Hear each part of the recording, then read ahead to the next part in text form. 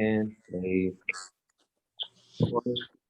just want to say, as we're opening up this Bible study, I appreciate every single one who have been, tuning in, whether this is your first time, whether this is, this is our 37th Bible study. So, shout out to all of y'all for pulling up, through these 37 weeks that we've been doing this through the year. I appreciate y'all. We're going to close it on a high note. Hopefully this helps y'all. If it doesn't, I'm so sorry. I'm not a pastor, but it's all good, man, because we're going to keep the ball rolling. And so, we're in the holiday season, of course. And so this is the season of giving. This is the time where we're with our families. Unfortunately, because of COVID, it's been kind of hard and restrictive when it comes to being able to, connect with people. But in the sense of us, especially us of, status or like us as like, college students or young adults, we love to spend bread. We love to spend bread on holidays. We like gifts. We like material things. We like money. We all need money because a lot of us be broke. So a lot of times, we really love that, extra check that comes in the holidays. We love those extra, like, reassuring things that we get from our friends, our family, or whatever, that really lets us know that they love us. And so, of course, we can't gloss over Christmas time without talking about the greatest gift of them all, which is Jesus Christ. Oh my gosh, man, Jesus Christ is such an amazing gift. And his salvation when he died on the cross was something that is the greatest gift of all. There's nothing that can really compare to the a limited amount of forgiveness that he gives, the limited amount of salvation that he gives, and grace that he gives because he died for us on the cross. We're unworthy of it. So I entitled this Bible study Presence, as in Presence, is greater than presence, which is ending with TS. And so I thought that this is going to be really dope. Again, I have to type out the notes. So if you want to take notes as we go, I encourage you to take notes. I want us to kind of go inside the new year journaling a little bit more. So we'll be able to just document the progression that we take on our own spiritual journeys. So that's going to be something that I encourage y'all to do into the new year. But yes, so this is called Presence is Greater Than Presence. And while we're on break, I must try and break these down into little videos that we can put on the Instagram so y'all can have tangible things that y'all can use throughout the break. So it's not just like we go dry for 3-4 weeks or however long it is, and then we come back trying to catch up. And so everybody good with that? B, what's up?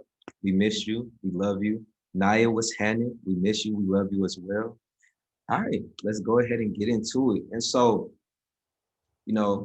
at the end of the day, again, we as people, we live inside a world that, caters to possessions and greed.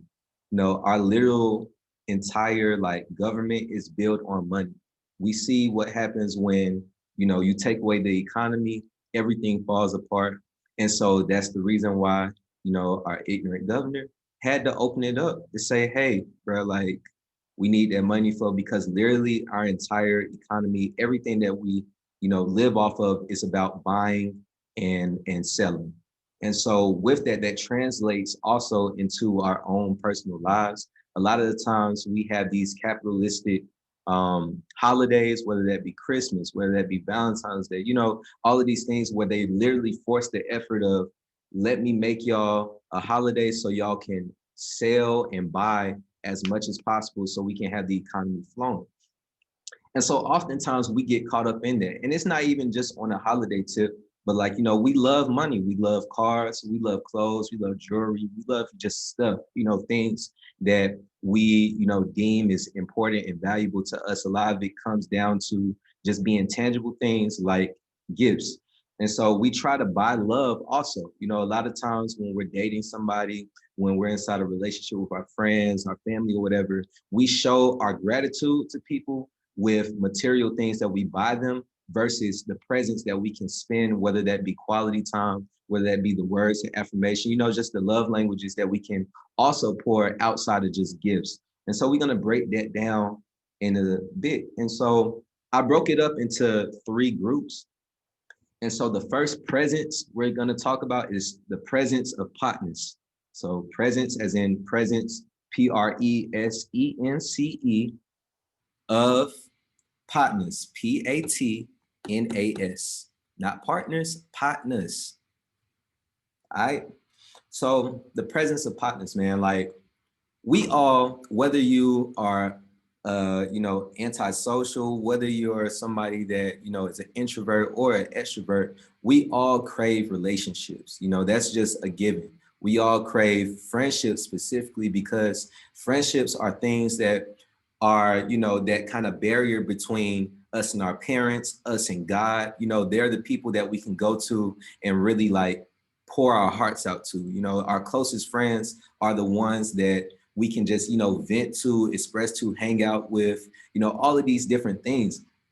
And a lot of times we have these, and I put, when you think partners too, I'm also couple partners with our relationships as well. And so these are the people that we kind of just like flee to the most. They're the ones that know our deepest dark secrets. They're the ones who just know us in and out. And they're the relationships that we pay the most attention to, believe it or not.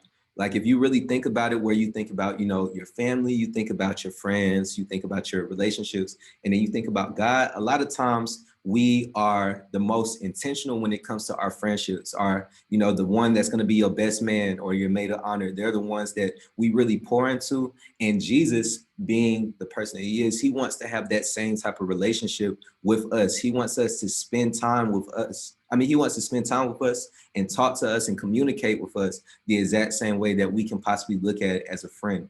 And friendships is God's concept. God created the concept of friend to model the image of how we were supposed to see Jesus Christ, inside just day-to-day aspect. A lot of times we kind of get into this intimidating factor when it comes to how we envision what God is or what Jesus is. And it kind of feels like, yeah, I don't want to, do wrong in front of Jesus because he's going to judge me or he's going to, denounce me or whatever the case may be. But he's literally just a homie that is holding you accountable, but still already knows what you got going on, just like your best friend. And so, no one says that my best friend, that's my best friend because they buy me things. And if you do, that means that y'all have a shallow relationship. A lot of times we say that this is our best friend because the best friend is the person that, again, has spent the most time with me, has been there through thick and thin, has been the one that's seen me down bad and was able to help me through it. And literally, again, when we think about these concepts, this is the exact same concept that Jesus wants to have for us when we're talking about what a friend should be and what we should be towards Jesus as well. Y'all follow me so far? All right, cool. So that's the first thing. So we are called to be great friends. Why? Because we are called to be like Jesus. And so again, Jesus is the greatest friend that there is. He says, be like me in everything. Like I made you inside my image to exemplify my being. And so that's the model, that's the standard that we have. And, when it comes to our friendships, not saying that they're always perfect because there is turmoil when it comes to our own personal friendships. A lot of us do have friends where they're our best friend, but we have intimacy blocks. And when we have intimacy blocks, we don't allow them to have our full-fledged heart because they either scarred us in the past and we don't want to open up to them the exact same way because we don't like how that was received. We go through paths where we're looking at the way that they failed us, because at the end of the day as well, people are human, so they're going to be bound to fail you no matter what. And so this also can be a negative when we're thinking about Jesus, because a lot of times when people are like, Jesus is a good friend, Jesus is my friend, whatever, blah, blah, blah, we think of an earthly friendship where people fail you. Your relationship, your boyfriend, your girlfriend, your best friend has the ability to fail you. And so we think that, Jesus has the ability to fail us as well when it comes to, being there for us, because we've had experiences where we called on a friend and they wasn't there for us. And Jesus is always there for us. You know what I'm saying? He's just somebody that literally is waiting for you to call on him and waiting for you to trust into him. You know, you have to kind of trust your friends and your friendships in order to have them thrive and prosper and grow. And so that's what we're going to be looking at. So why is that hard for us? Because as humans, we can only do what we know, you know. But I'm gonna stop right there. I'm gonna stop. So is there any, how is y'all relationships with y'all friends? Like, are y'all like, is there anybody out there that doesn't necessarily have just a thriving, you know, best friend relationship that y'all want to tap into? And does that ever translate into your own relationship faith-wise? By chance, anybody want to speak?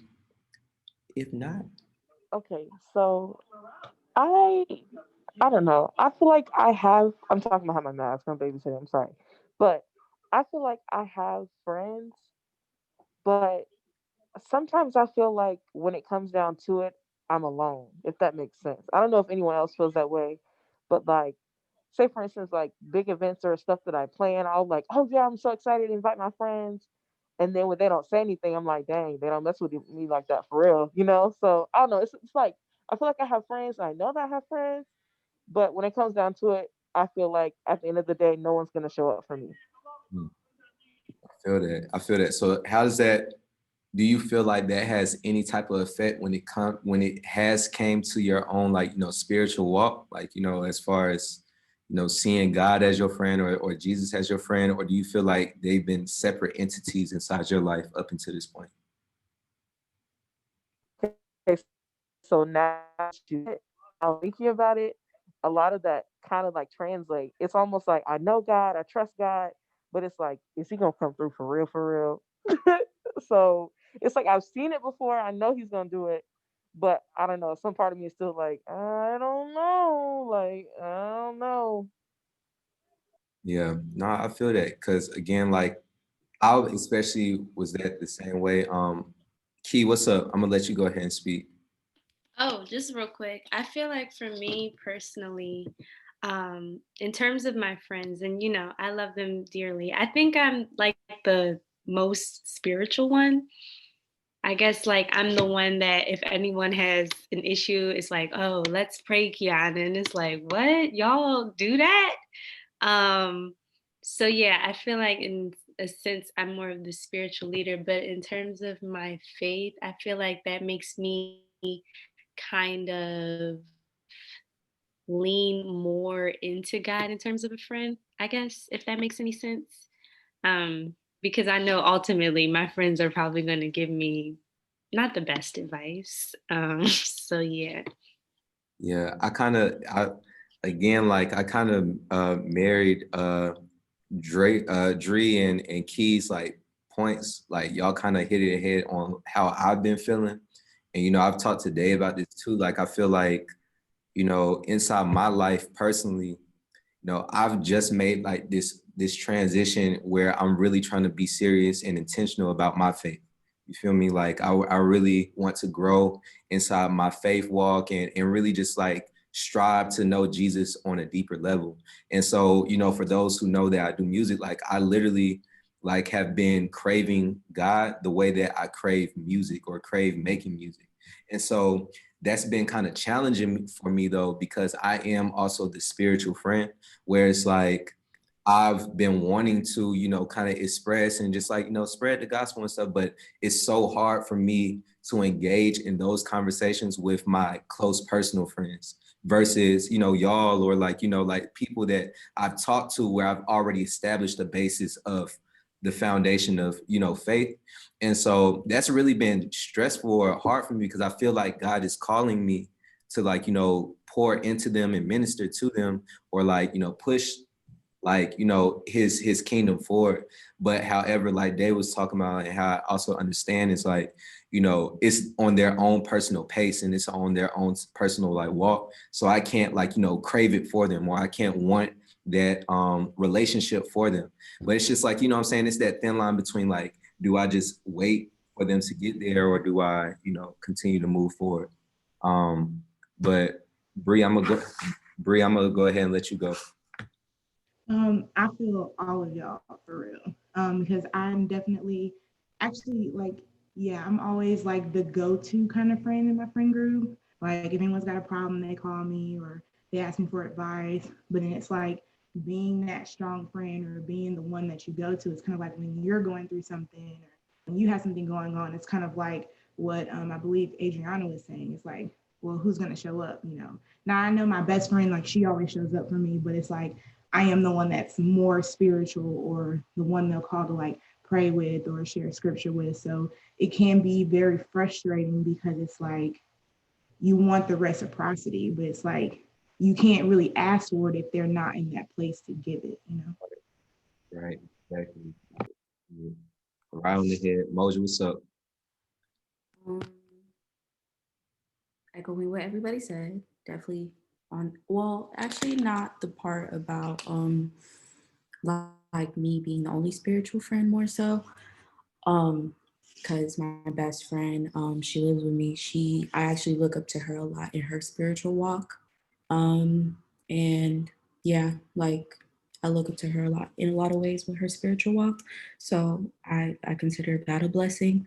My thing is more so like I've never had friends, and like that's not an exaggeration. Like I'm 21 years old and I just had like can say I have two solid friends that I got her last year, and another friend like a couple like at the top of the year. So I have a problem with like believing people when like they use that word, because I'm like, no, because something's gonna happen and you're gonna leave, or I'm gonna have to, out of respect for myself, have to leave.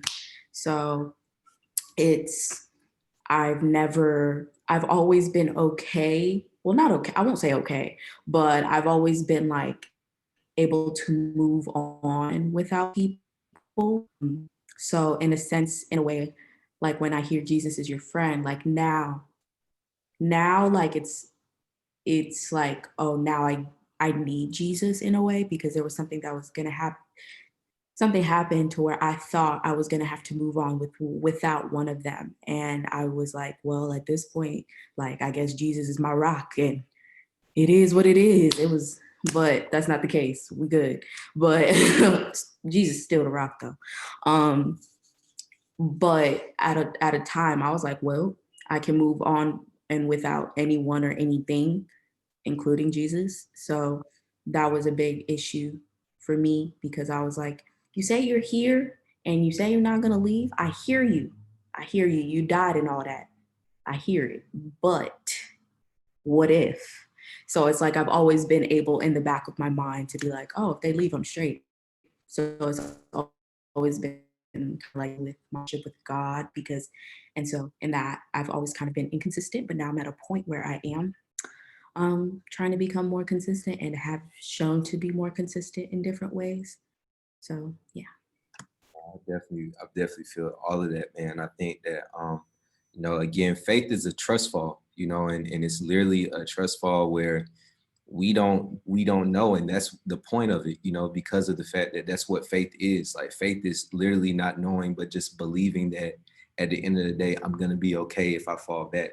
And so a lot of times we have issues with just falling back because the people that we did put that trust in, they let us fall, and so it's just about kind of being able to get to a place where we don't look at, our earthly friends like our heavenly friend in Jesus. Moja and then Destiny. I forgot to your point about your friends, whether you like move or like kind of wait for them to come around.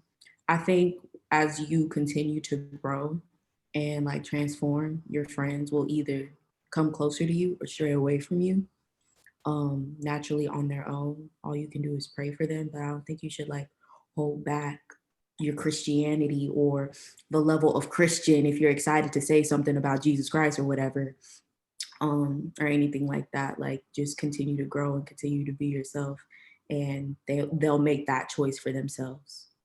I appreciate that.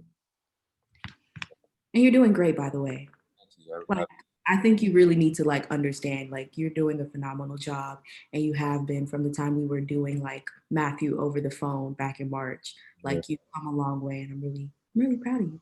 I really appreciate that. That means a lot to me. thug tier. Oh man. Destiny, what's up? I was crying today too from the glory of God. But I wanted to say this because I was Bible studying today. And I feel like it speaks on what you said. And I posted this on my story because a lot of times I'm also reading a book, but it talks about like how following God can cost us people. And I'm okay with that because that probably means you weren't supposed to be in my life. But it is the Genesis. Yeah. Genesis 39:9. So I remember I told you I'm reading from the beginning, and it's about Joseph, and it said because I have a learner Bible, so I'm reading what it breaks down at the bottom. But it says because Joseph's conscience was bound by God and His truth, he was able to resist the evil suggestion more than once. Pleasing God was more important to Joseph than engaging in the pleasure of sin. For his fear and reverence of God was the directing power of his life. And I said, this is how I feel. And yes, I may lose some people in my life because of this, but God's will for me is greater than any other will. I feel as though, so I'm going to be very transparent with y'all. Ooh, I know so many people on here. I'm looking crazy. I lost I didn't, like, nobody died, but I felt this way for a whole year. And y'all know I like to talk about it a lot, so I'm gonna try to be quick. But I felt this way for a whole year. And I first started my journey at the end of 2017, and I was in my Holy Bible app, and it's so funny because it showed me when I started. It was December. And every time I went on a spiritual journey with God, every time I fell away and I came back, I always became celibate. I just naturally did that because I felt like God did not want me as I personally felt. So I would always be celibate. That's always how I've been. So I've been with my ex for a year and a few months. And I kept feeling my spirit being like, I don't want to have sex anymore. Like it's not pleasing me physically or spiritually. Like my spirit literally felt so low. I felt like I was losing myself because I was trying to please someone else. And so finally, I was like, you know what? I was like, I'm not doing it no more. Because he kept arguing with me about it. And I know he loves me, but he kept arguing with me about sex. We're not going to do that. So I stopped having sex with him, and it cost me my relationship. But for me, that was okay because I know God just blessed abundantly. Like, that's all I can say. If I lose you, I'm gonna get something tenfold. So, and God, everything He does is for a reason. I don't know it, but it's for a reason. And so, getting on to the point, I don't have friends like that. I never really did. Like I have associates, but I never really had friends like that. I had one good friend, but that just didn't work. And so I would get lonely, and I had to watch myself because then I would start to surround myself with the wrong crowd. And just like you said, Jesus is your friend. Now more than ever, multiple times throughout the day, I could feel the Holy Spirit spark up even higher than what it is in a certain moment. And so I pray to God. I used to watch videos about praying to God for friends because I was lonely. But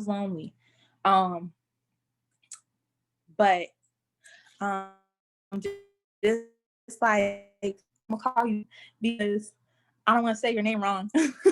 But just like you were saying, like yeah. Every time I change it, and every time it do me wrong, I'm sorry. I'm sorry. It's all good. I didn't want to be alone, but I decided, like, you know what? And I finally got to a point with God where I was like, I don't feel lonely.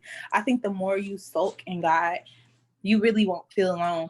When I broke up with my boyfriend, I remember I was sad for like, and it's not because I didn't love him. I just knew that everything was going to be okay. I decided to trust God's will for me. I just instantly knew everything's going to be fine. So I'm not going to sit here and be sad. All I can say is I trust God to bring the right people into my life and take away what's not meant to be there. And he does everything he does for a reason. Yeah, so I hope y'all understood. Like, I hope that related, how that related. Definitely, good for you. Thank you for being transparent, and thank you for sharing. You know what I'm saying? Like, again, that's what this safe space is for y'all to just like be open and transparent to it. I know, Moja, were you about to say something again, or your thing was already off of you? All right, cool. I'm gonna go to Jen, then I'm gonna go to Bree if you still have your point, and then we'll go ahead and ride through. What's up, Jen? Okay, I hope I'm on target with it because I'm looking at my notes. I'm like, all I have is presence, partners written down, and the one in reciprocity. Okay, all right, let me stop. All right, so to your question and to everything that I've heard, I remember when I heard that Jesus is your friend and it was in a song, and I literally started crying like as soon as I heard those words, because I used to say like, oh, I don't have any friends, like, you know, the friends that I had at the time, boo. So I just like would recite this over and over again. So when I heard that, I felt so bad because I'm like, how could I utter these words? And Jesus, you've always been there for me. Like, I felt so bad for saying I don't have any friends when he has been there all along. And I could like truly feel him. And then like as I started studying my Bible more and more, there's a scripture that's like, to have a friend, one must be a friend. And a girl had said that to me my freshman year, and I like kind of like looked at her like, girl, whatever. So when I found out it was a scripture, it made me reflect. And it's just like, we have to, that responsibility piece is so very important, because like at the end of the day, yeah, some people have done us wrong. Some people have I'm just going to stop it there, because at the end of the day, we have to self-reflect and see what we've allowed in our life. And that's what I've learned in my journey. Like, did I enough barriers? Did I stop things that were going on?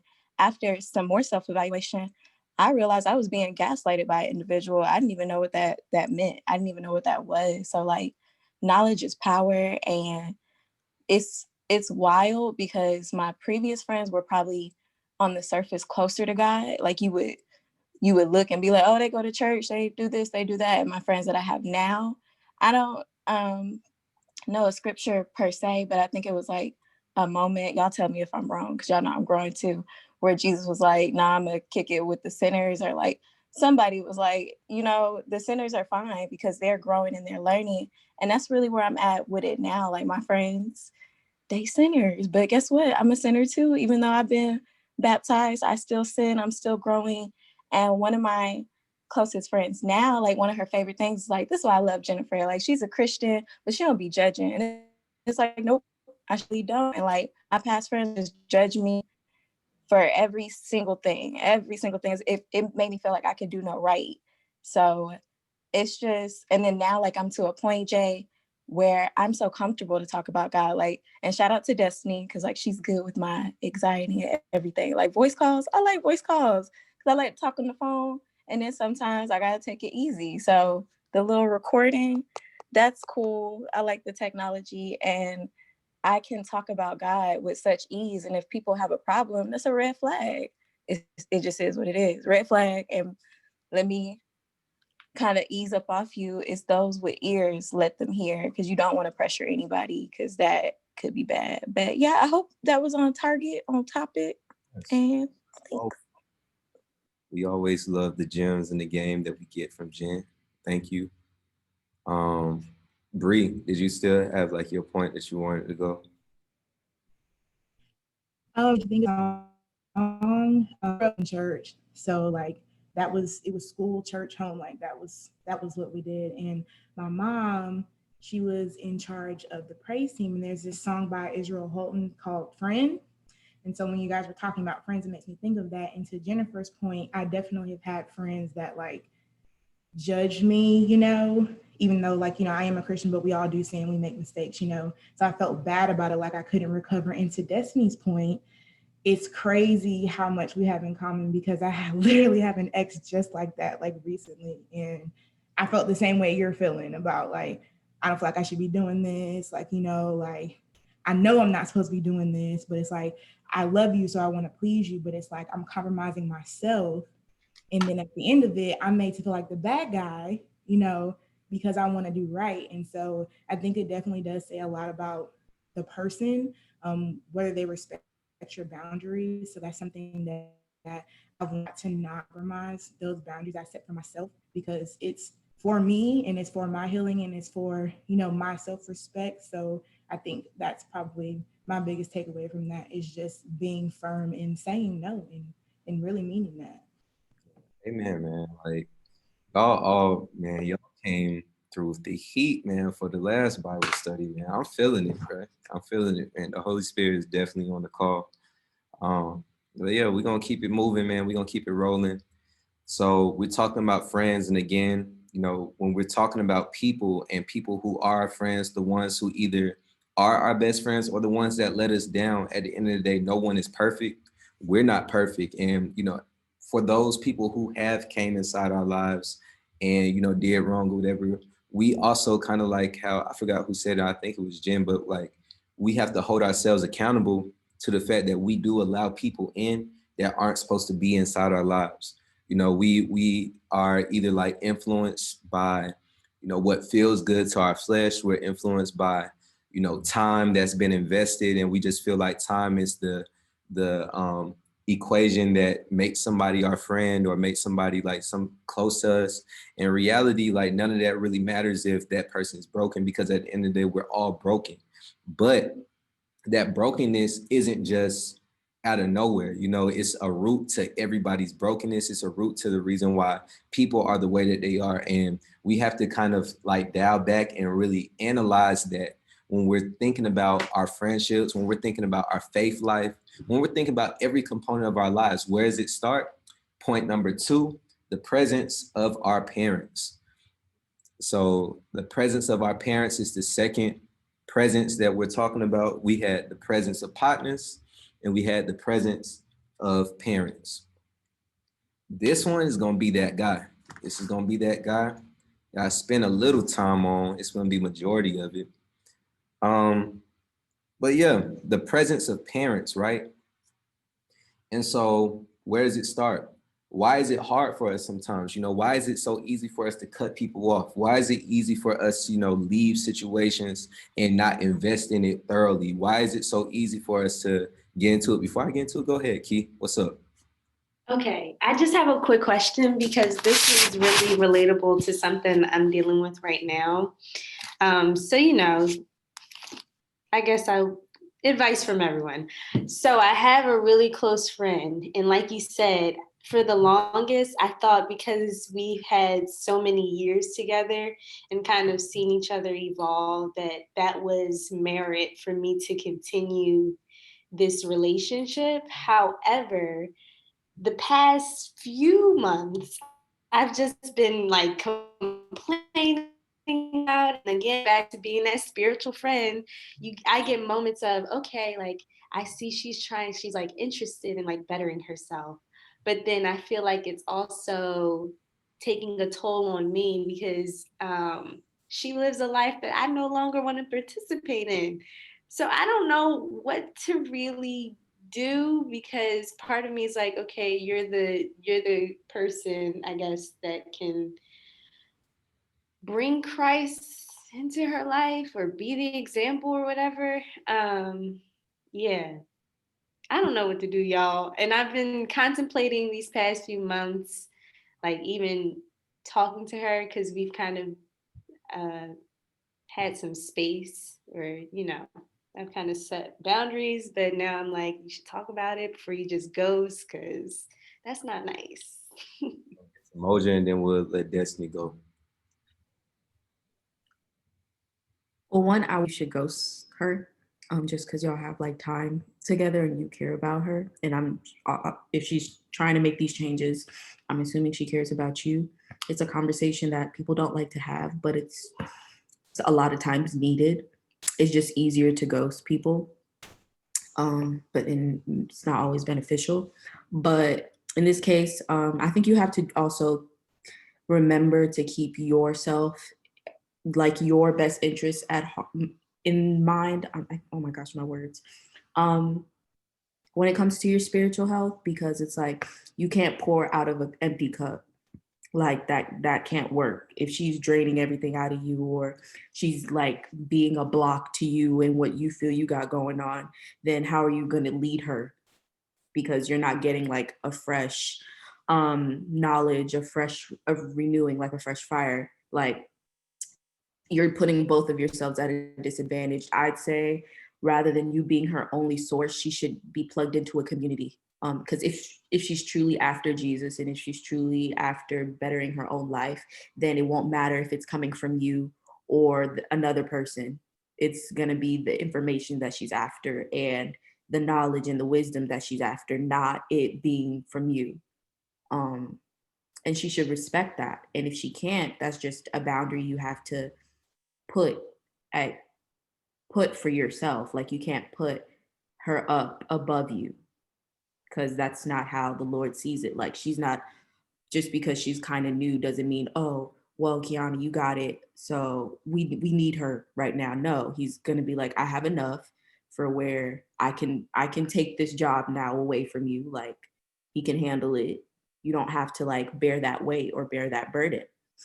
So I'd say like you just like, if you want to plug her in, you can, should plugging herself in, and then have a conversation with like, look, like I'm not really trying to move how you're moving right now, and I just feel like it's best if we distance ourselves.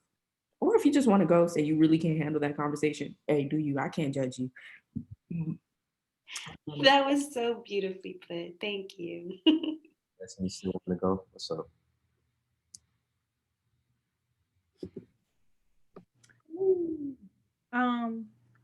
I can't find it. When you just said that emoji, it made me think of, it's a verse. It's in Matthew, but I think God has been trying to speak to me on that because it keeps coming up. And God will speak to you. He'll give you a message multiple times in different ways. I was just taught that, and that's so true. But I think it's my yoke is easy and my burden is light. I have to find it. I'm so sorry. Please don't, if I'm wrong. But yeah, I definitely really agree with a lot of what Moji said. And I just wanted to share this. My pastor says to me, don't dislike the person, dislike the sin. Me and Jen had this conversation. Like, I'm gonna say what I want to say. There are certain things that I'll be hesitant about to say. But I do have a friend who is heterosexual, and I mean, not hetero, who is gay, and he likes to share certain information. I'll be like, if you guys watch Grownish, when the old Dean was there, she'd be like, too much information. She would do that to him, and so I have to do that. But my pastor tells me, dislike the person, don't dislike the sin. I have a friend who I felt the same. Whoever shared that, I just saw it pop up. But the same way you feel, I have a friend to this day that I love dearly, and she's just like you said your friend was. She was living completely separate than what I was. But when we were in college, like I was on that same thing, so she was coming back around just feeling like, oh, you're on the same thing, right? No, I'm like, girl, I love the Lord now. Like, I really give myself to God. I really only want to be in God's grace. And I don't care for anyone to accept me but God. And she still lives this lifestyle that is not something that I know God likes. And it's very conflicting. It is. But here's the thing. Jesus sat with sinners.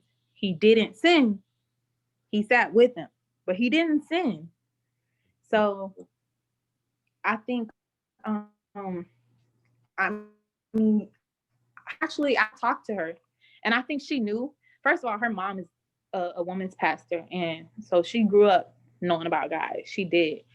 So I think like when I spoke to her, she kind of got it. Like she knew like, okay, I'm gonna be careful what I talk to you about because I don't want to make you uncomfortable. But I told her, I said, Blink, I'm not on the same thing that I was on before. This is when I first started. This is after I talked to Jen, after I did Jen's makeup. I said, I really want to give my life to the Lord. I said, I really feel like I want to give my life. Oh, don't cry. I was like, I really feel like I want to give my life to God because the things that used to make me happy don't make me happy. And this is the book. Y'all got to read this dang book. This book is so amazing. It's called Discerning the Voice of God. But she talks about so much more than that. And she was saying in the last chapter I read, will have a will for you where at first it won't feel. Delight yourself in the Lord and he will give you the desires of your heart. Psalm 37:4. This doesn't mean that he'll necessarily give you what you want, but rather that he's in the process of transforming your soul to desire what he wants. And he is actually giving you his desires. And the more you delight yourself in him, his word and his will, the more you can expect to see his desires implemented within you. So what God's will may be for you, it might feel uncomfortable at first. It might feel weird. That's how I felt with my relationship with my friend. I'm like, how am I supposed to still be friends with this girl, but she's living completely different than me? It was conflicting. And it almost made me want to separate from her. But then it also made me, like, with other people or other things going on in my life. I used to love the club. I used to be in the club every Friday, Saturday, Thursday, Friday, and Saturday. Any club that happened, I was there. And I kept feeling God telling me, like, that's not what you want. That's not what you need, because that was not his desire for me. Again, Jesus sat with sinners. He didn't sin. And my friend, even though she might live a sinful life, it doesn't mean I have to choose that. It just means, hey, I'm not on those same things as you. So when you speak to me, you already know what I'm on. I'm not going to delight in the things that you delight in. I'm going to delight in the things that God delights in and that he wants me to partake in. And you will always be a friend. I will always love you. But our conversations might be very different. I think that's the main thing. And that's what happened between me and my friend. Our conversations were just very different. When she talked to me, she didn't talk to me about the same thing she talked to her other friends about. And if she's still meant to be a friend, God will keep her as a friend. If not, y'all will separate. And separates. If it's meant to come back, it will come back. But that's the part where you have to trust in God. And I told you I like to ramble on. I'm sorry. That's all I say. You're 100% right. And I think that it comes down to just not having a closed fist when you're dealing with individuals that, you know, you want to see change and growth in, but, you know, still being accessible to them, because, you know, you might not, you know, engage in the stuff, but you never know. Like, again, Key, we always talk about it, like, you know, God using you as a light, you know, in other people's lives, you know what I'm saying? And being that person that can, you know, be the vessel in order to get them to that point. And so I think that as long as, you know, we make it seem as if we're open to it, you know, we're open to people, we're open to those relationships, you know, as far as engaging with them, but we just set the boundary, like Destiny said, and let it be known that, okay, we're not about to engage in the same type of things because I'm in a different space in my life. Then you just go from there. But yeah, everybody good? We can slide. What's up, Tal? It's happening. Yeah, you can't force yourself to do anything. You can't force other people to go cold turkey either. And you know, it's just, again, it's a process. This whole thing is about being a process and a journey in order to get to a place that's never going to be a top place. You know, it's always going to be going forward. And so we just got to continue to remind ourselves that we're just going forward. But yeah, we're gonna keep it moving. But yeah, all of this starts again at home. When we say presence of parents, we don't really understand how much of an effect our parents have on our own lives. Like literally, whether we like it or not, we have literal DNA that makes us move, interact, engage in a specific way that is spot on to how our parents either engage. And sometimes we hate it. We even can analyze it and say, I don't want to be like this when I grow up. And we find ourselves in the same cycle that our parents are in. Why? Because we can't undo DNA. We can't undo, you know, the things that we learned on our way up. It's easy for us to ghost. It's easy for us to hate. It's easy for us to unforgive because of the fact that unforgiveness, that hate, whatever the case may be, was introduced to us majority of the time from our family, from our parents specifically. You know, if you see your parents interacting with you a certain type of way, interacting with their family members a certain type of way, you internalize that and you project it on everything else. Parents contribute so much to who we are. The way we feel, the way we handle and engage people is influenced directly by our relationship with our parents. You either feel well equipped from your parents, or you feel like you lack. You know, it's either one or the other. You feel like you had really great parents that equipped you to deal with emotions and have the stability emotionally, physically, spiritually, or whatever, or you feel like you lack in certain type of areas. It's one or the other. And those areas either lack in resources, guidance, love, etc. Like all of these things are things that, again, are introduced to us by our parents and are meant for our parents to make us feel safe in. We're going to go to Genesis 1, chapter 1, verse 26.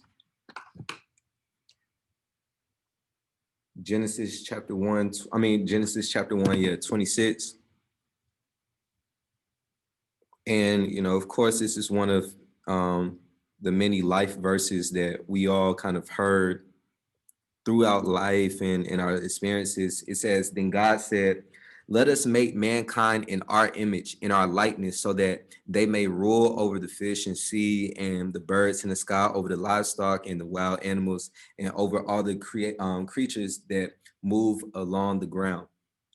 When we see that first line, that then God said, let us make mankind in our image. Yes, he was talking about the image of God, but that's the exact same thing when it comes to our relationships with our parents. We're literally spitting images of our parents, what they've introduced to us. And so if your parents are people that have integrity, if your parents are people who love and are compassionate and caring, and they're the ones that literally take that time to be that to you and be that inside your lives, then that projects into how you think and how do you articulate it into the world.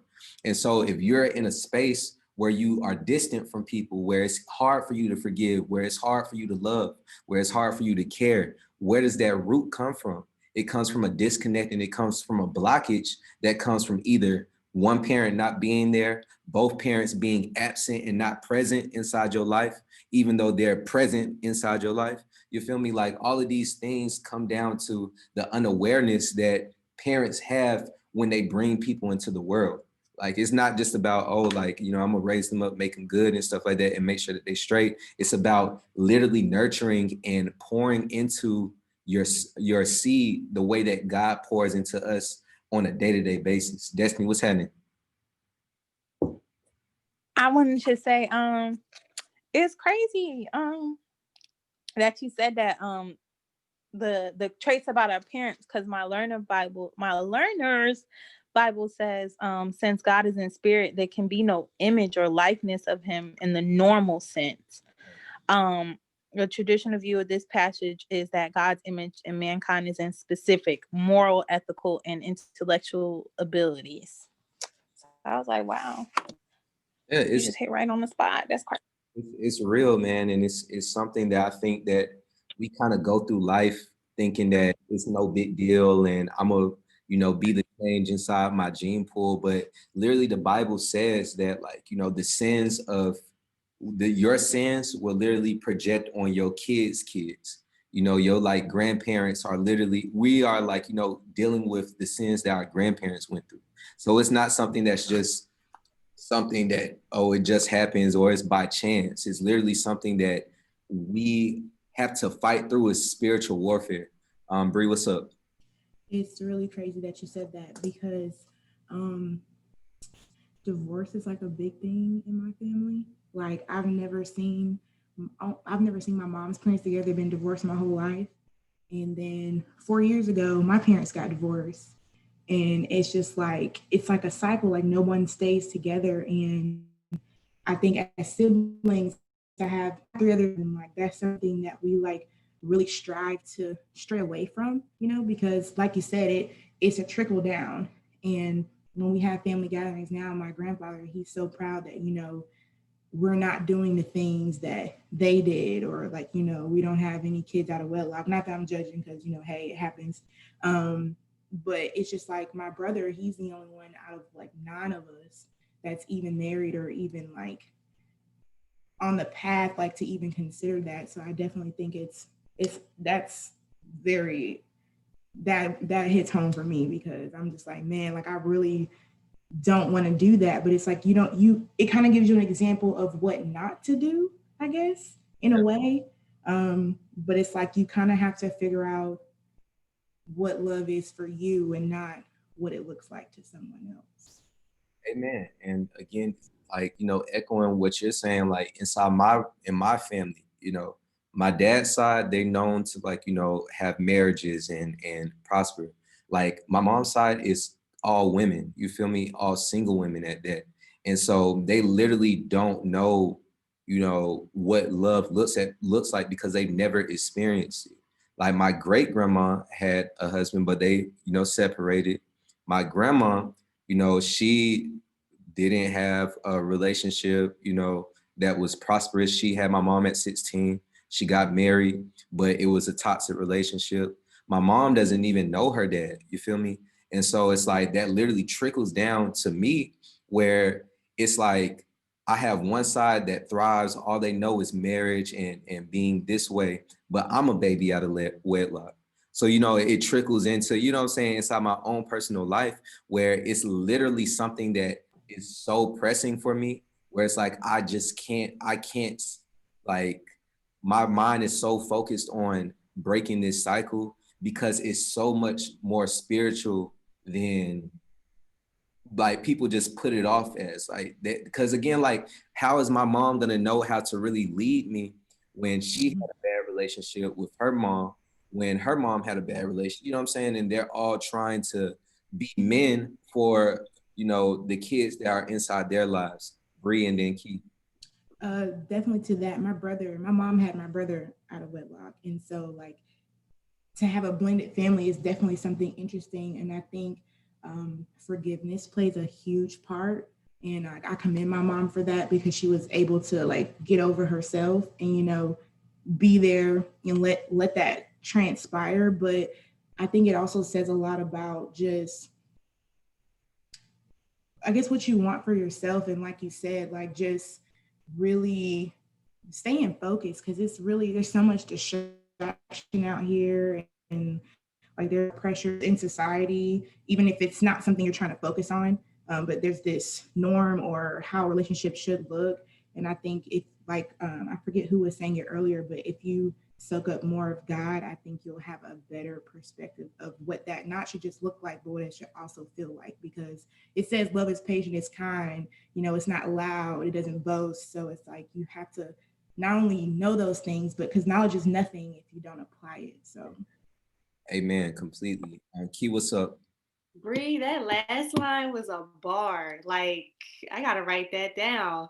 But yeah, you definitely were saying some good stuff. And, it kind of can get discouraging when you're trying to press forward and obtain certain things you weren't necessarily exposed to. But I think that's the cool thing about God, because it's like where your family he kind of like makes up for wherever like your family lacks, if that makes any sense.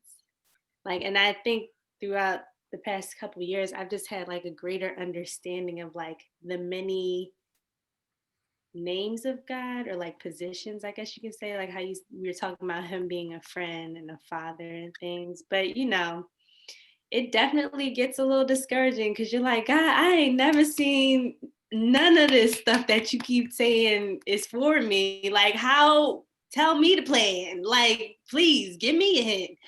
So yeah.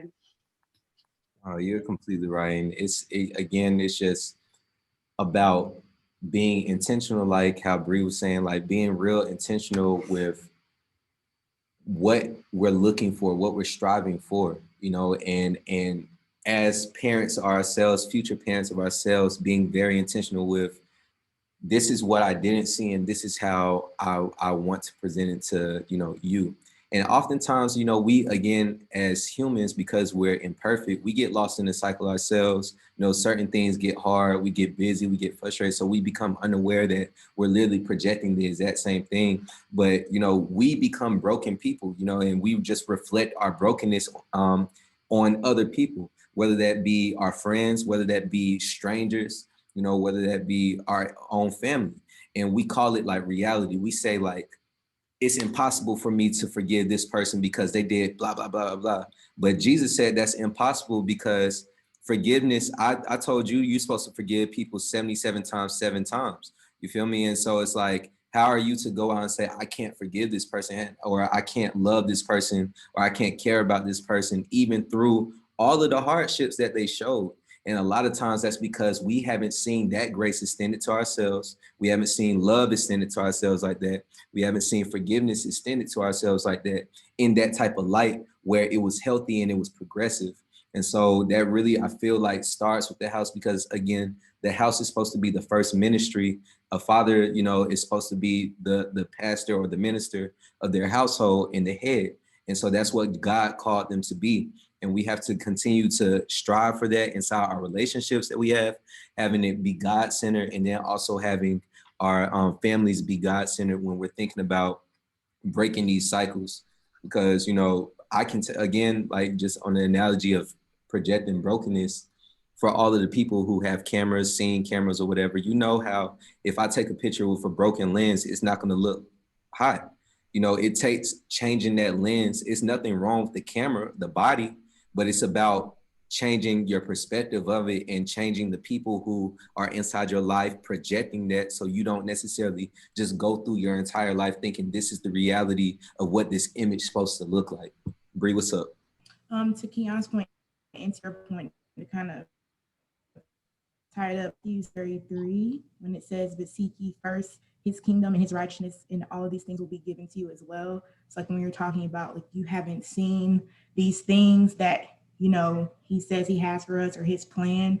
I think a lot of times, like when earlier you were talking about how we put our intentions and stuff into our friendships and, you know, those types of things before we put it into God. I think if we redirect that energy, the plan or what it is we're looking to be added unto us, I think will be more clear. That's definitely. Moja, what's up? Sometimes I think we say we don't see like God's promises, or we're not seeing it. But sometimes, like, I think we just have to look back to see where he is a lot of the times, because we're so focused in present, and not even the present, but like even what's to come in the future, which is why I'm so happy you brought up Matthew 6:33, because 34 then says, like, don't worry about tomorrow, for tomorrow has its own worries, focus on today. And then 26 goes into saying, the Lord provides for the birds, and how much more more valuable are you than the birds. I love Matthew 6. Snapped Matthew.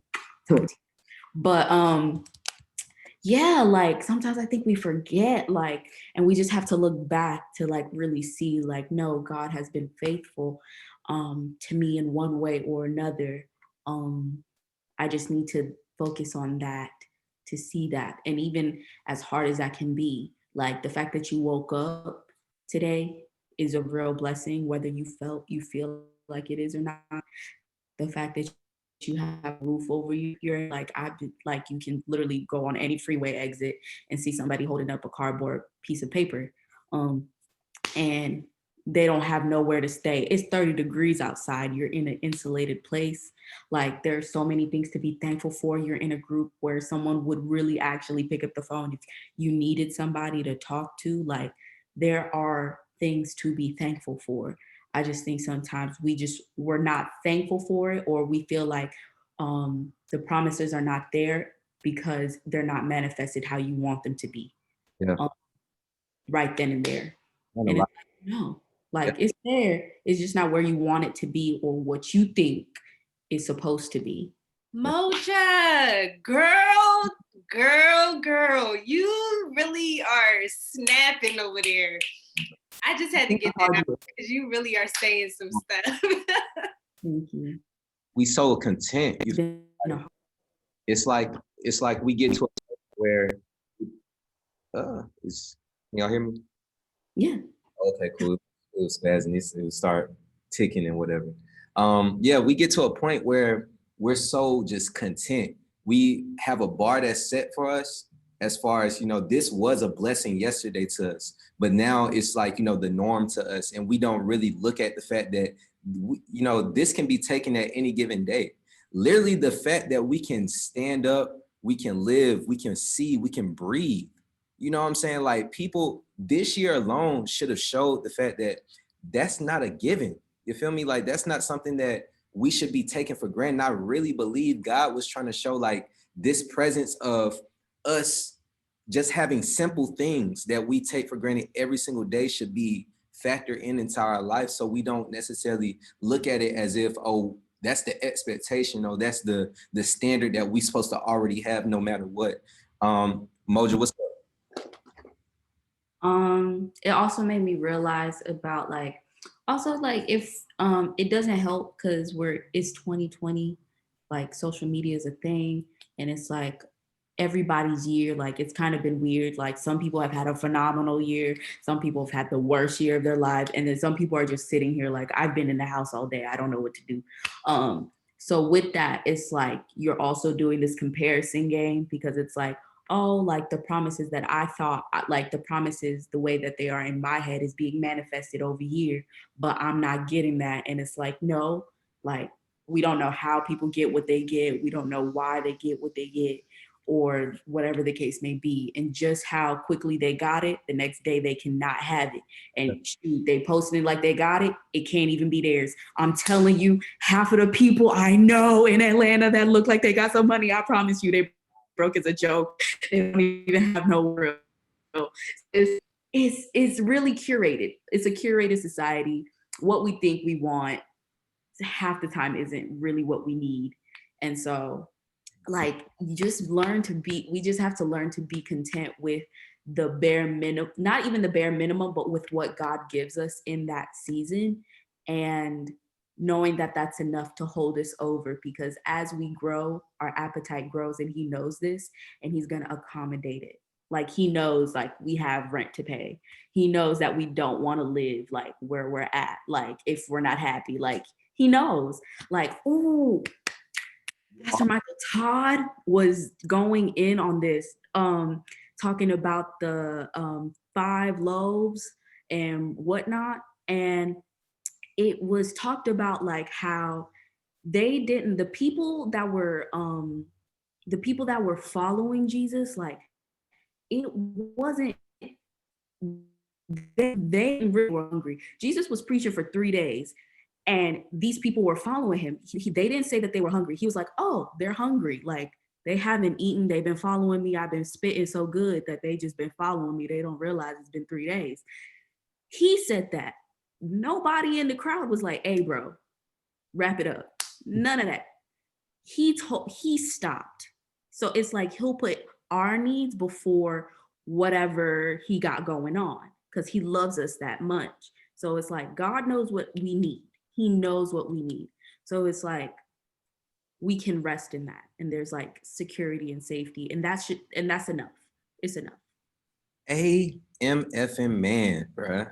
You are going dummy Pastor Moja. I like it, man. I like it. That's my Matthew partner right there, man. We went through that guy. We tore it up. Tore it up, man. turn up on them for sure. And literally, like I said, like I can rip the notes because you just went through my last, bullet point because huh? Please put that back, sir. Just at least tape it or something. Like, but no, real quick, like it's just you are 100% right, man. Like we need to simplify our life. And again, that's the reason why I put that little illustration on our page about like, simplifying our life, because when we really understand that we can go through life with a lot less than we actually have to, we can really get to that place of peace. Before I get to that, I'm gonna let Destiny speak, and then we're gonna go to that last like bullet point. And you wrapped up pretty much everything in the last bullet point, but we'll just, review it or whatever. Go ahead, Des. It's just, so I said it in the beginning, like I feel like that God one thing a few different ways when he wants us to get a message, do something, see something, hear something. And the fact that we just keep touching on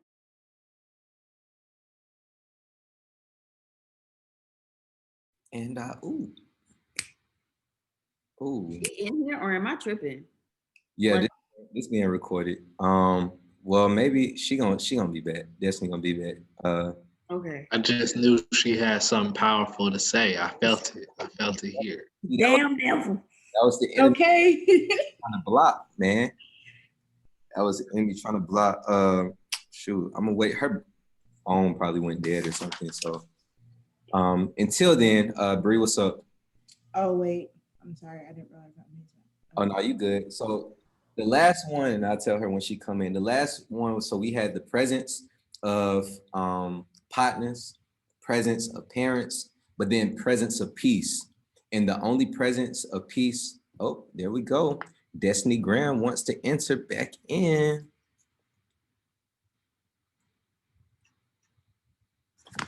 my phone died. We were sewing the word. I forgot to plug it up. But I was saying though, and thank you for waiting on me, y'all. The fact that it just keeps popping up, I'm like, yeah, God been wanting me to, he been wanting me to be in Matthew, read in Matthew. I pretty much thought I was in there good today. I don't know what else he wanted me to see. But I'm gonna keep reading. I'm not done with the chapter yet, but I love how y'all touching on a whole bunch of stuff. Because Matthew keeps popping up. Like I keep seeing stuff about Matthew, and I'm like, all right, God, I heard you. Like I'm gonna read it. Matthew has something to say. You said what now? Matthew has some things to say. Yeah. And I like my learner's Bible. So this thing, like, it's so crazy. Whenever I have a question and I'll be writing it down for my pastor or for someone, as soon as I get to the bottom, it'd be like, boom, there you go. There's your answer. I'll be like, oh, okay, there we go. But I'm gonna keep reading Matthew because I already saw some things in there that were pretty good. Like I'm still reading the beginning of the Bible and I'm still reading Matthew, but it's some great stuff. I be listening, and I also listen to my Bible app, and I be sitting there like, these people crazy. Why would they want to kill Jesus? Like, do they not know how powerful he is? I really be sitting in my car like, that's just so dumb. Why would they want to do that? It, like I'm watching a dang movie. But yeah, today's Bible study is very good, and it's so sad that it's the last one. That was all I had to say. And Matthew is, like I said, when we read through Matthew, like I loved Matthew. Like Matthew was so, it was just great bread, through Matthew. And so definitely encourage anybody, if you haven't just read through Matthew. I know we did a little bit like at the top of Bible study, but it's always good to like refresh and like read through on your own. But again, like I said, we had the presence of partners, we had the presence of parents, and now we had the presence of peace. And so again, peace can only be established through Jesus Christ. Peace can't be established through comparing yourself to somebody on your timeline. Peace can't be established by, saying, oh, I got X amount of money inside my bank and now I can buy happiness, or I can buy blah, blah, blah, blah.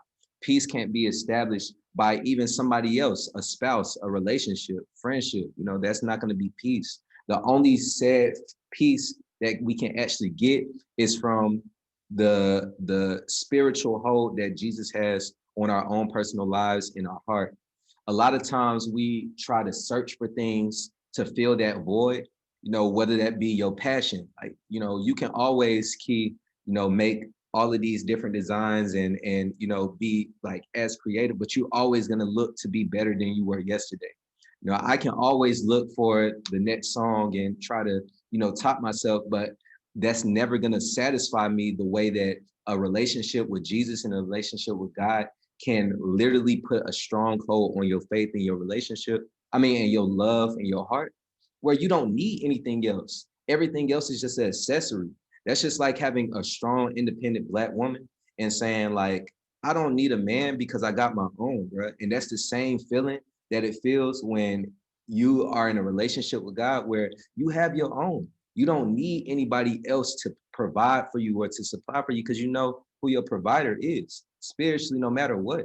And so a lot of times, again, we get into these phases and these spaces where we look left and right and see what other people have and see what we don't have. And we put ourselves on a timeline and say, oh, I'm going to establish this at this time frame or this benchmark. And if I don't get there, then I'm a failure.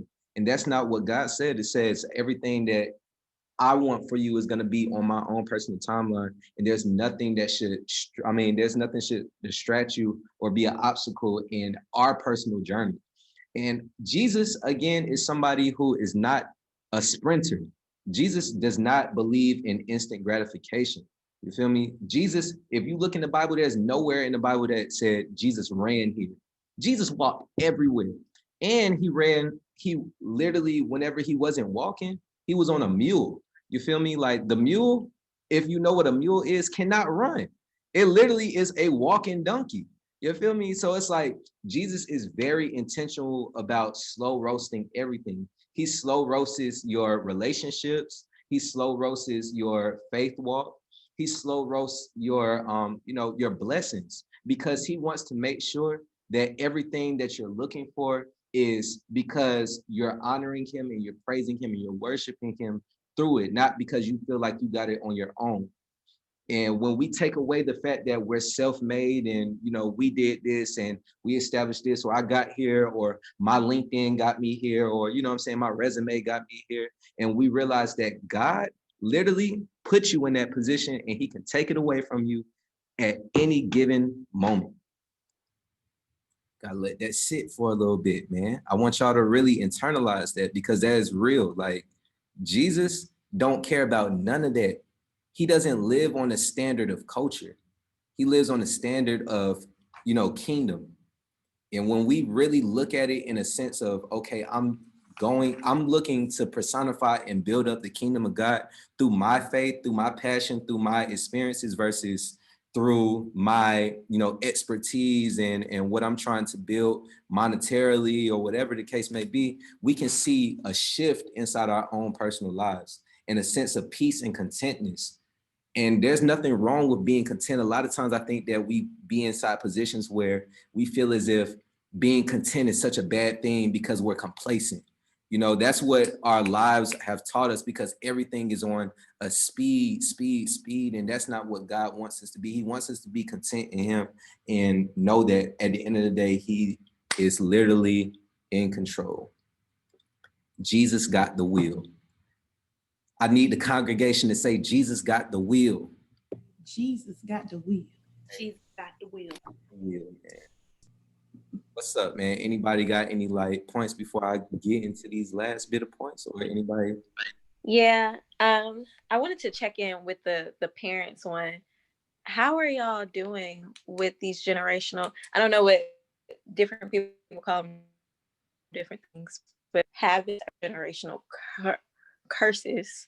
How are y'all doing with that? Like, it's going good, going successful. Have your parents acknowledged any of them? If your grandparents are still around, have they acknowledged your other family members? Like, how is it going? Because personally, on my end, I think I'm getting my parents to come around and acknowledge it, like to call it what it is. So I just want to check in with y'all. Like, how is it going? Because I know that's our generation's thing. We break habits and we break curses. Eat, then breathe. I actively talk to my parents about things that I notice because I'm very observant. So I think for me and my family, part of our generational flaw is that we don't speak about stuff. Everything gets kind of like shoved under a rug. It's like, don't air out your dirty laundry. This stays in this house and it does not leave this room.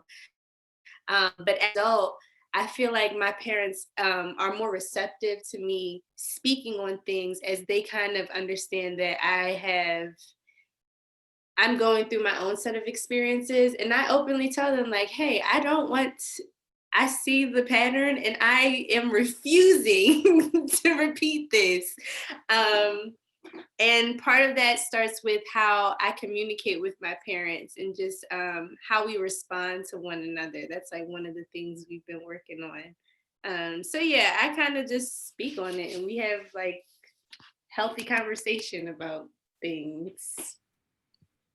Man, got Bree. Definitely to piggyback off of that. Mine's kind of touchy for me. My mom, she's like the reliable parent, I guess, per se, if I had to pick one. And it's like, we can talk like that. Like I'll tell her like, hey, like, this is not going to be me. Or she'll even say herself, like, learn from my mistakes, things like that. Whereas my dad, I forget where it is in the Bible, but it talks about having a carnal mind. And he's kind of in that space. So he's not really receiving anything that isn't, that doesn't agree with where he is, basically, or doesn't line up with how he feels we should move as his kids, or, having your opinion, but it's like, if your opinion is opposite of that, then it's like, well, you're on the other side of the line in the sand, type thing. So that's something I've kind of been struggling with, just because I'm a daddy's girl. And so it's really hard for me, but I've just really had to pray a lot and just really ask God to help me. I pray the serenity prayer all the time, okay? Because there's just things that you just can't change there. And I think that's a thing that a lot of times in this generation, we like to control stuff, but really nothing is in our control except for our own actions. So it's like, I've really had to, not that I didn't know it, but really more accept that and really apply it in order to protect my own peace. Because I'll drive myself crazy trying to figure out like why he's not talking to me right now, or why does he say these things, or why is he this way, or be crying to my mom when she can only do what she can do, So it's like, it's really just kind of being self-sufficient, but also not being afraid to ask for help. So I guess that's kind of where I am with it. So for me, it's kind of like I'm on the borderline of not breaking a curse, because I don't think it will curse.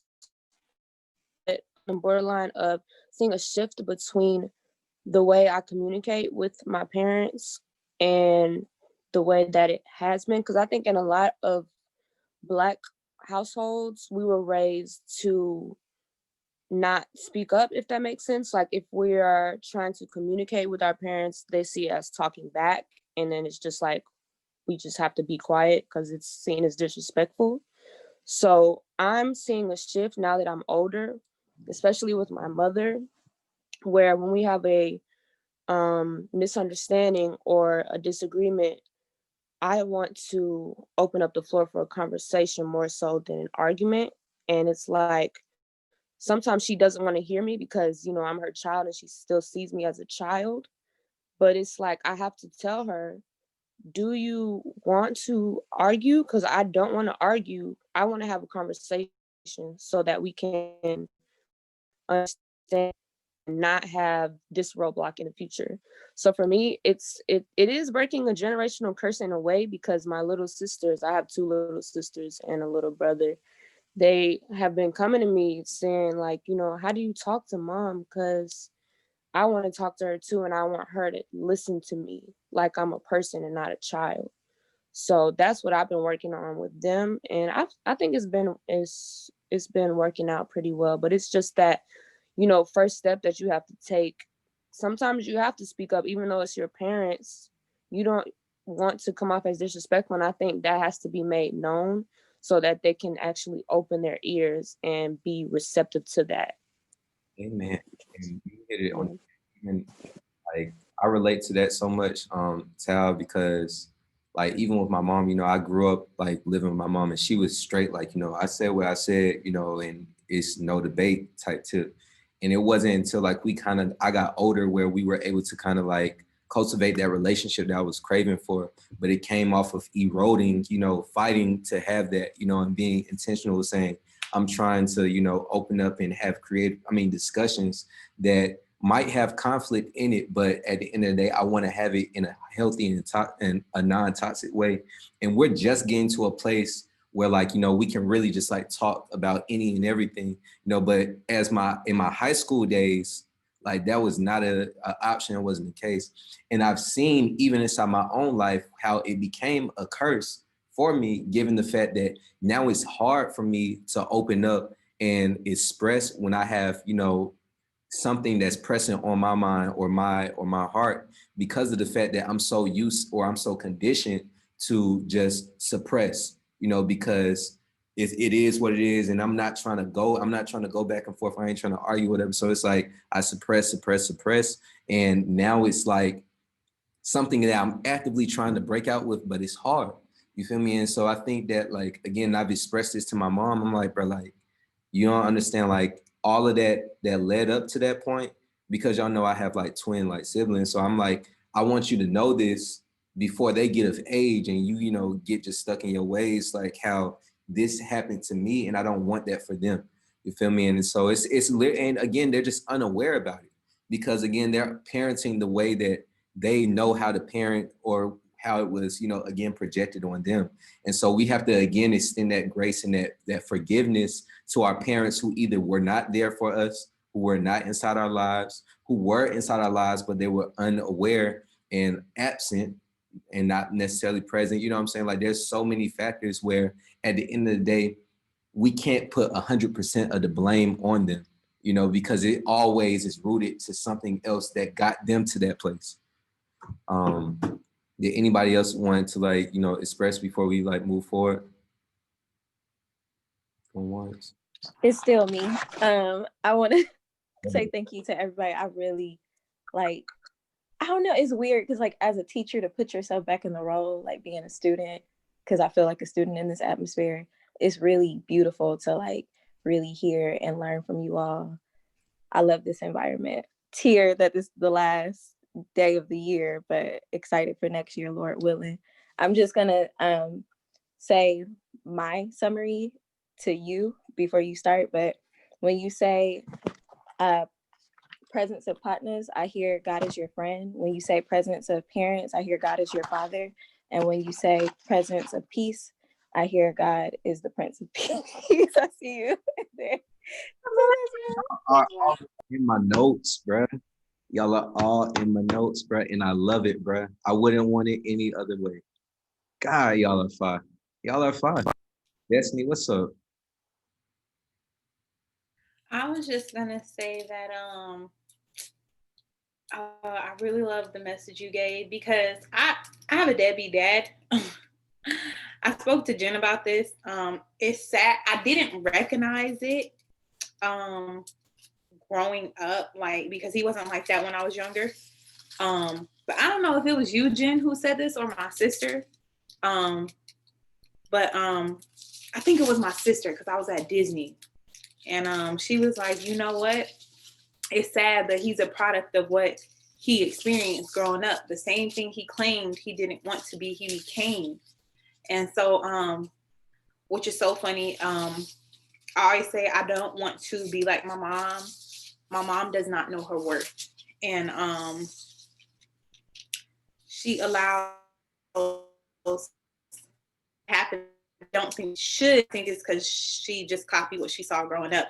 I refuse to do that. And so I wasn't gonna say anything to my dad. My pastor told me say something to my dad, because that's that's my dad's pastor, actually, who I talk to. And I'm kind of like, it's funny you act like this, but you say you have a great relationship with pastor and that's been your spiritual mentor, but I'm like, you're not showing that, because the way this man has helped me get back into, like, helped guide me, because it's not just him, it's been multiple people who've guided me back to God. I don't understand what's going on with you. But anyways, y'all just made me want to figure out, like, y'all gave me the perfect thing to say to my dad, because I was not going to say anything to him. I just decided to let the relationship go. But y'all gave me the perfect thing to say, you know, I forgive you. I don't want to pursue a relationship with you, but I definitely forgive you. I love you. I'm just saying, you know, you became what you didn't want to be. Sometimes, you know what? I told Jen, I just told y'all earlier, I'm going to say what I want to say. I'm going to say what I feel needs to be said. And so, yeah, that may sound mean to some people, but I feel like it's kind of what he needs to hear. So y'all kind of just gave me the spirit to say that, because I wasn't scared to talk to him. I was just like, you know, you don't deserve for me to talk to you. But y'all also said, don't be ghosting people. And it was funny, because I was saying to myself, God doesn't ghost us. Like, even who is it? Is it Eli or Solomon? Whoever was, no, who was it? I forgot who, but he wasn't righteous. So God didn't speak to him. He had a righteous man speak to the unrighteous man, but God still didn't ghost him. See what I'm saying? So, you know, yeah, that was what I had to say. Thank you, y'all. And peace and prosperity and blessings. Amen. And real quick before you go, Kia, we definitely praying for that relationship. You know what I'm saying? Praying for, you know, the healing of, you know, that hurt, because I know it's hard to have people that are our parents not inside our lives, and, you know, the effect that can have on you, like spiritually, emotionally, all of that. So, you know, definitely at the end, we'll pray over that, Key, and then Bree. Just to go off of what Destiny was sharing, I think something that helped me was shifting my perspective from having my parents on a pedestal of being a parent and looking at them as they are human beings just like me. And when I got that through my mind, that kind of like changed the game, because I was like, oh, word, like my dad and my mom are continuously gonna mess up. But it's, you know, and as an adult, it's kind of like holding them accountable to being righteous people, especially if your parents are like practicing, what am I trying to say? Christianity. Yeah. So, you know, sharing that, because I've had conversations with my parents and, you know, not checking them, but it's kind of like questioning their actions. Like, if you say you are a follower of Christ and you're supposed to be leading this certain life, like, hey, remember that like 2 hours ago when you was like ready to cuss me out? Like, it's like, oh, what about that? So yeah, you know, taking them off of that pedestal and really looking at them like, you know, they're human beings and they're like flawed individuals just as I am. And parents literally do not have it together. They are winging it. Yep. Like, they never parent 20-something-year-old. They're just like, I don't know, I gotta feed you and like keep you alive. So, you know, that also helps, or it helps me. Yeah, man, they just big kids, bro. They literally just big kids trying to maneuver through life at the age that they are with the age that we are. Like, so Bree, what's up? To Destiny's point, just because I have struggled a lot with my relationship with my father, and being angry or not talking to him, or feeling like you said, well, he doesn't deserve for me to talk to him. But God really had to check me, because my brother's mother passed away in October, and my dad and I weren't speaking at the time. And it's different when they're not there, because, you know, they passed, versus like you still having that opportunity to speak with them, even if it is like, you know, things like that. So I would just say, definitely tread lightly. Like the feelings are valid and you're entitled to how you feel, absolutely. However, it's just like, you only get one dad. You only get one mom. We don't get to pick them. They didn't pick us. I wasn't even planned. So, we're here by the grace of God. So I would just say, just ask for him to give you peace when you have that conversation, because a lot of times we'll say stuff in anger and those words, you can't take them back, So it's like, I've said things that I wish I didn't, but gratefully I've gotten a chance to apologize and like sit down and like, we actually kind of hash it out. I don't know what's on the road for you, but I would just say, definitely just try to keep an open mind, because like Kiana was saying, we are just people and we make mistakes. And growing up, I definitely realized like my parents are just people. They're not who I thought they were, but I'm so grateful for that, because it takes the pressure off of me to try to be perfect or try to fit into that mold of that. So that's what I have. And Thank you. That was a beautiful message. yes, amen. And literally, like I was about to say, like, y'all are not by mistake. You know what I'm saying? None of us are made by mistake. And going to what Bree said, like, we have our parents specifically for that reason. They're inside our lives. The relationship that we have with them is in position. God placed it in there the exact same way in order to grow us in something for our future.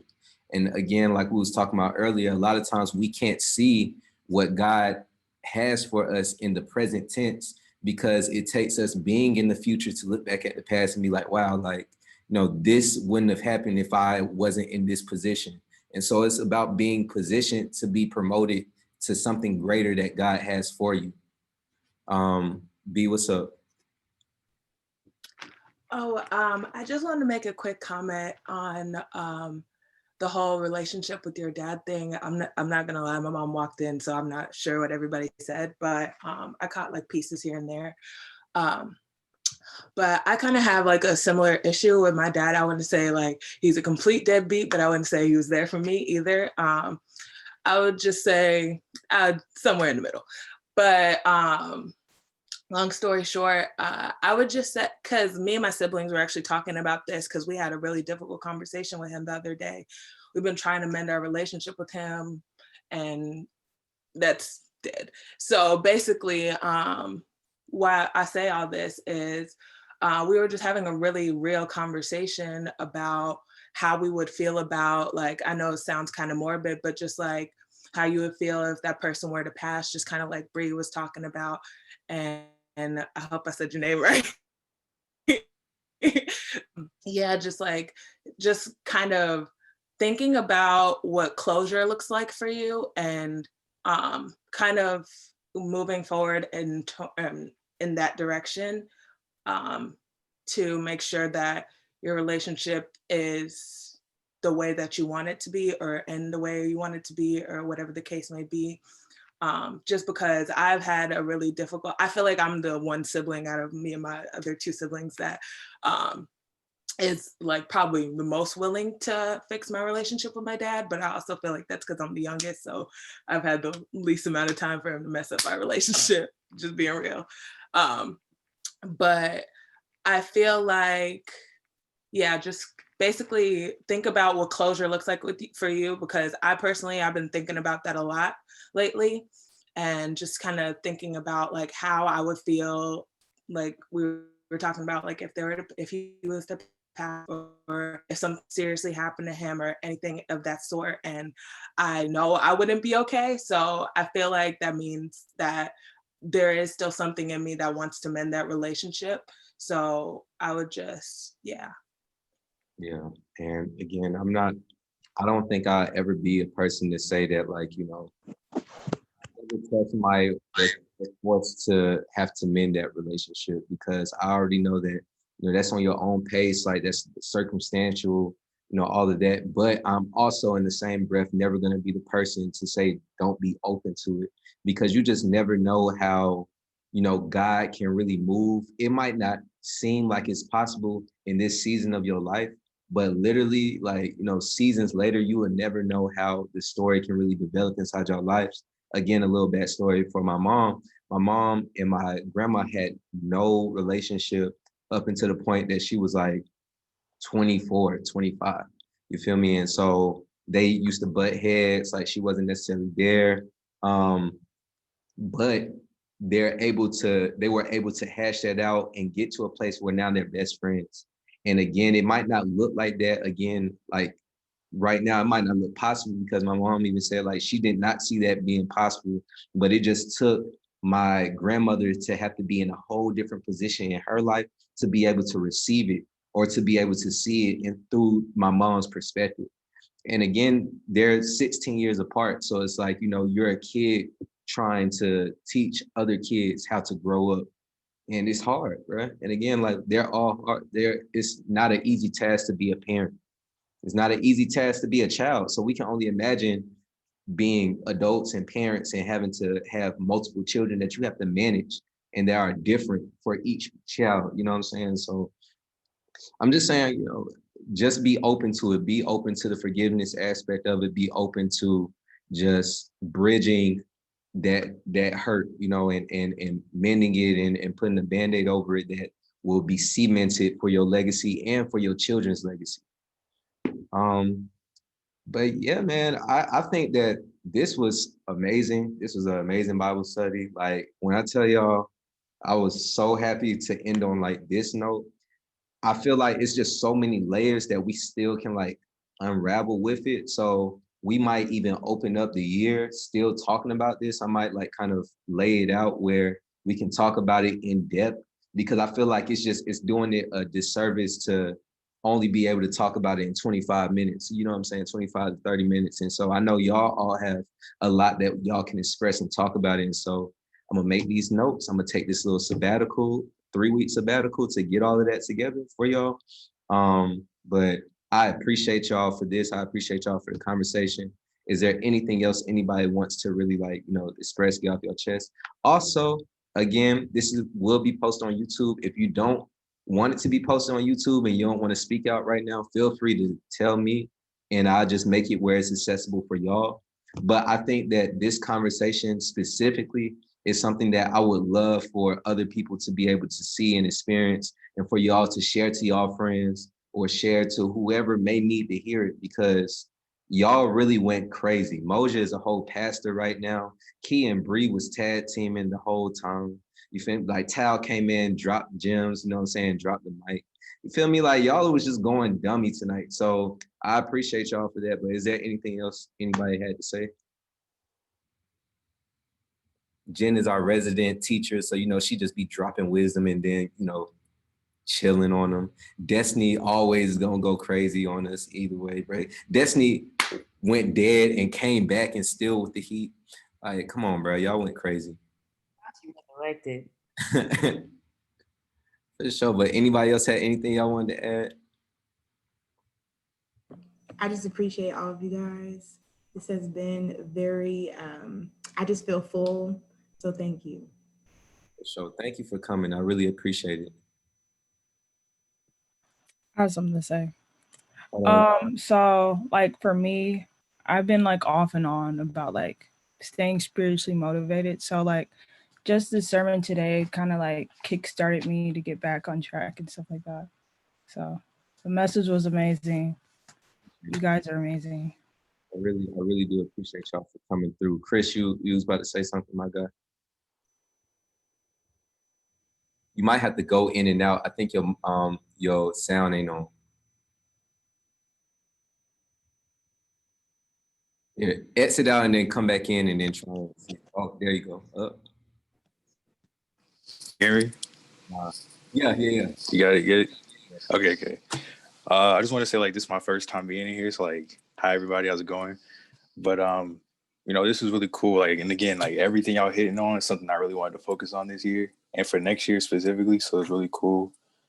Especially because like I'm like a really, as you can see, I just speak much. I'm a very like quiet, distant person, and I've been struggling with like the reverse end of like treating like God like your friends. I treat God like my friends. I treat my relationship with Jesus like my friends because I'm very distant and I'm very like I standoffish. I'm very like I can just do it by myself. I'm a very like I think I can go through it, but every single time I go through that, it's like I hit a brick wall. I I hit like, or I succeed and I just don't feel the satisfaction that I should have felt, or like that I wanted to feel from that. So like hearing this was like, all right, let me just take time. Let me focus on what I need to do, focus on God, focus on my relationship with Jesus. And again, be more intentional, because this is like start a relationship with Jesus and God, and just learn myself more. So, this helped spark that. So I appreciate it. Yeah, and I appreciate you again for pulling up, man. I again can't thank y'all enough for like the conversation. And again, this is just like you said before I was able to say it, man. It's you know, it's seeing Jesus in all of these lights, man. Seeing Jesus as your partner or your friend, seeing Jesus as your parent or your father, and seeing Jesus as your peace, the Prince of Peace. And I think when we kind of treat Jesus the way that we treat the people that we love and care for, and the way that we value and say, oh, like we can't go X amount of days without talking to this person, or it feels like it's a disconnect. We have to use the same type of logic and the same type of reverence when it comes to, extending our relationship with Jesus, because he does it for us and he wants it for us. And even in the same breath, again, of forgiveness, we will want forgiveness for Jesus, because in the same breath of how the people that hurt us treat us is how we can treat Jesus in times when we don't reach out,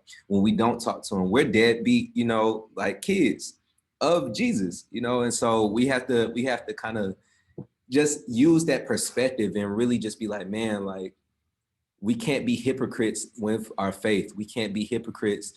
I would refuse to have us go into 2021 and be people who are having, God-fearing man, God-fearing women in our bios, and then not acting like it.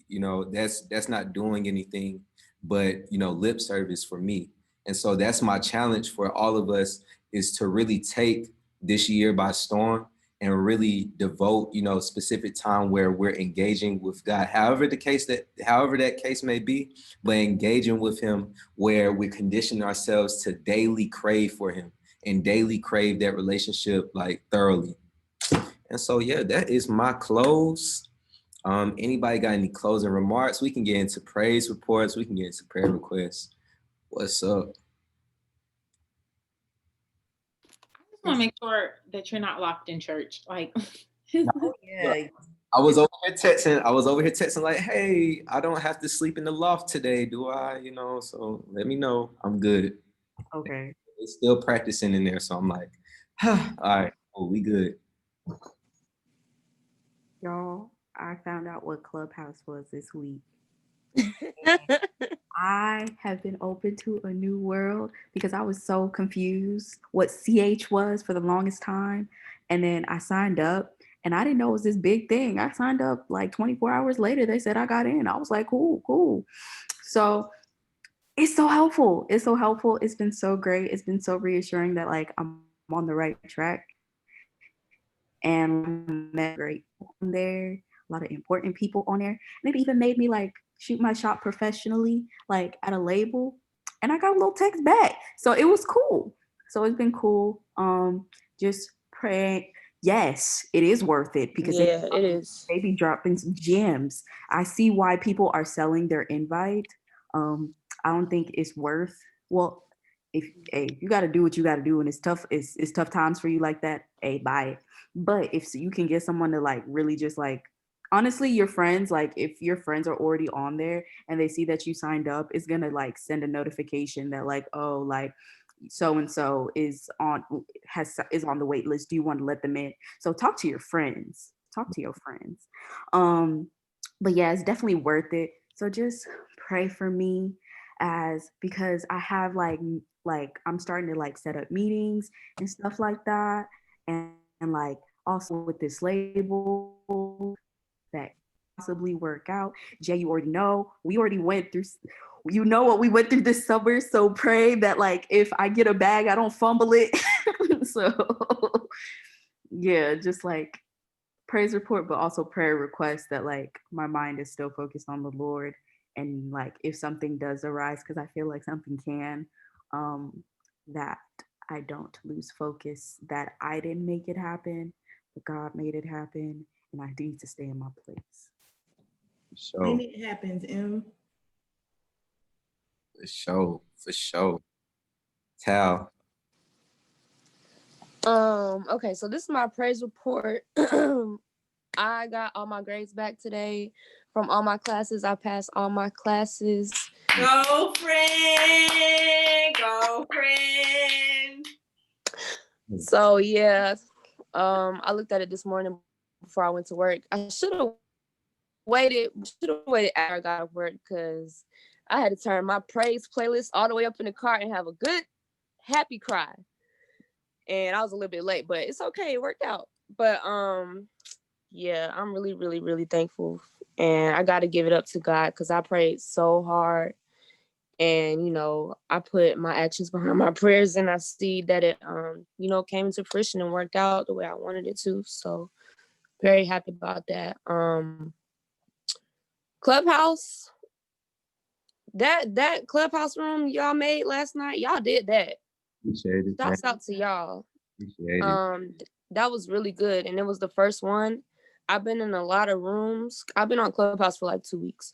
So I've been in a lot of rooms and it can get chaotic really, really fast. And that didn't happen with y'all's room. It was really calm. Everybody was really cool and it was a good vibe. And I met some new people. And you know, really, so y'all should do that again. No, for sure. Me and you was talking about doing it probably like weekly. B to answer you and stuff. So Clubhouse is like this. So think about this as if it's a room or whatever, but it's like you can't see each other, like you can only hear. And so you can go out of Clubhouse, like you can go out of this room and enter into like another Zoom call. You feel me? And they'll be talking about a completely different topic, you know, or you can go out of that and, you know, go into another room. You can start your own. So it's literally like an audio version of Zoom in a sense, you feel me? And so with it, they also have like, you know, celebrities on there. There's a lot of industry people on there, but then there's normal people on there too. And so they can talk about anything like, oh, let's talk about the BET Awards that just came on. Or they can be like, hey man, how can you like get your spiritual like health up? Or hey man, how can you, you know, grow your social media? So it's like, it's whatever topic that room says, you just go into it and say, oh, I'm intrigued by that topic and I'm gonna go and listen to what they're saying. You can talk on it or you can just listen in the audience. That's that. Yeah. It really reminds me of like when they had the when we used to have A3C and they had all the panels. It's literally like that, but like only digital. Nah, for sure. For sure. So you can't see anybody, you could just hear people. Yeah.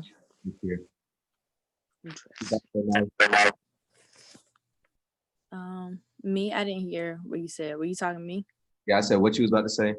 Okay, I was gonna say, I think this is a really small praise report, and I wasn't gonna say it at first, but I don't know, it feels kind of good to me. So I was in that room yesterday too that you're in, and I've been off social media again for a while. I jump on and off just because that's what I feel like I need to do sometimes. But yesterday, one of the influencers or women in there who owns a company, she DM'd me after asking about an interview, and I set up one with her, which was it just made me feel really good because I've been so up and down lately. And it just felt good to like, I don't know, to still be like seen or just like still feel like I can do it, if that makes sense. It's like, it's not that I don't feel like I can't, but sometimes it just feels like that. So it was really cool to be in that room and be like connected with somebody. Oh my gosh, I'm so sorry that I cried so easy. What was that? But yeah, so it was really cool. And yeah, but so that's my little praise report, just like jumping back into things. But yeah, and then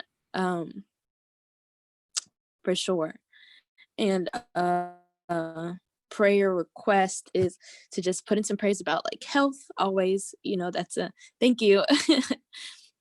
That's always just a big thing with me, just like health wise. For sure, man. And look, that's a big praise report because you just never know where that can go. You know, you never know what that relationship will lead to. And so salute to you, salute to you to put yourself out there and gain that connect or whatnot. But yeah, Fonz. So I got a praise report, and I got a ton of prayer requests actually. So praise report. Just finished my semester in grad school. Got a 4.0 for the first time in my life. So doing things. I just took a sport law class, hard as heck. I will never be a lawyer. I know that for sure. Prayer request. So first one. So yeah, at work, we had this emergency faculty meeting, of course, through Google Meet and all that stuff.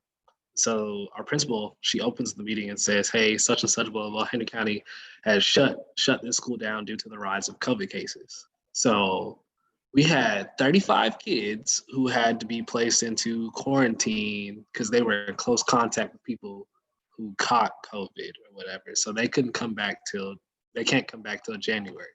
So they shut us down for today and tomorrow.